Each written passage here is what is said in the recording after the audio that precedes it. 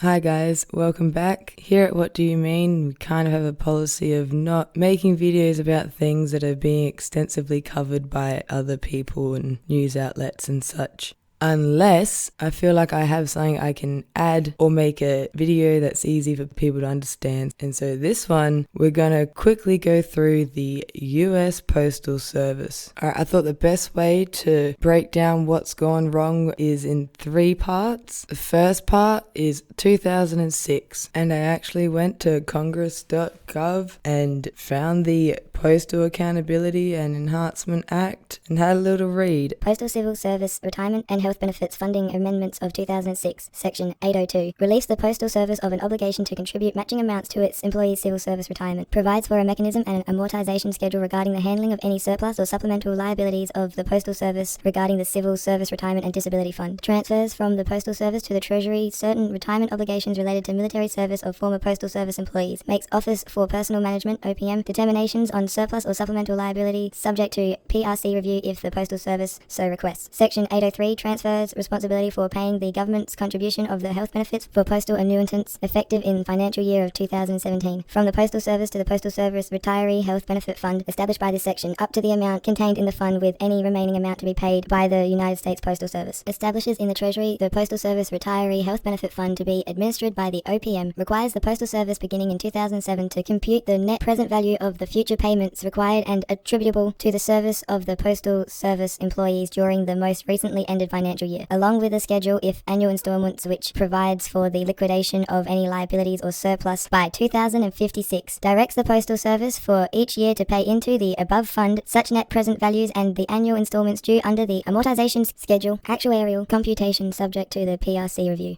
Alright, that was a very word salady way of saying they have to pre-fund their employees' retirement, and I've heard lots of other outlets and articles say 75 years into the future. I'm not too sure where that came from, but this here can confirm that, yeah, at least 50 years. Okay, so this is why they have that argument of the Postal Service hasn't been making much money, it's doing terribly. Well, this is why. And also, it's not meant to make money. It's meant to get mail to places. Stamps are still like one of the cheapest things you can buy. Okay, that was the start of the problems back in the Bush days. On to the next envelope. Louis DeJoy, the United States current Postmaster General. I'm going to quote a part of a New York Times article titled "DeJoy Earned Millions from Company with Financial Ties to Postal Service." And this is from the 17th of August 2020. Postmaster General Louis DeJoy, who has come under fire for his continuing financial ties to a company that does business with the Postal Service, received $1.2 million to $7 million in income last year from that firm, according to financial disclosure forms reviewed by the New York Times. Mr. DeJoy continues to hold $25 million to $50 million in that company, XPO Logistics, where he served as chief executive for the company's supply chain business until 2015 and was board member until 2018. Documents filed with the Office of Government Ethics show that Mr. DeJoy also received millions of dollars in rental payments from XPO through leasing agreements at buildings that he owns. And he donated a couple of million to Trump's campaign. Alright, so they've had a plan to privatize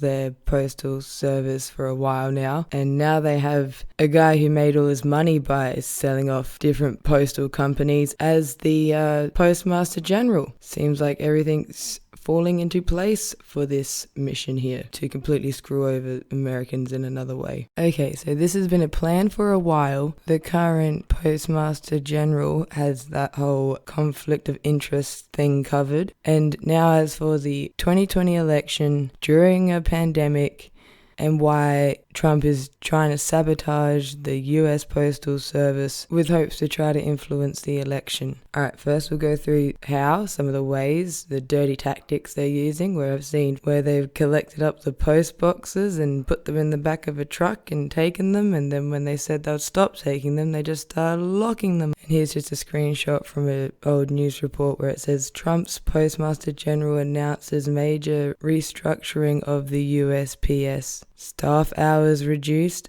extra trips to deliver mail on time banned, hundreds of mail processing machines across the US removed.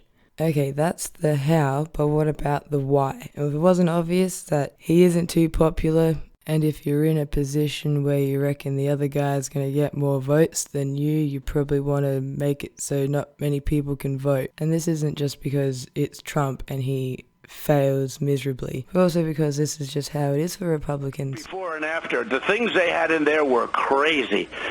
They had things, levels of voting that if you ever agreed to it, you'd never have a Republican elected in this country again. They had things in there about, election days and what you do and all sorts of clawbacks. And there you have it. Thanks for watching.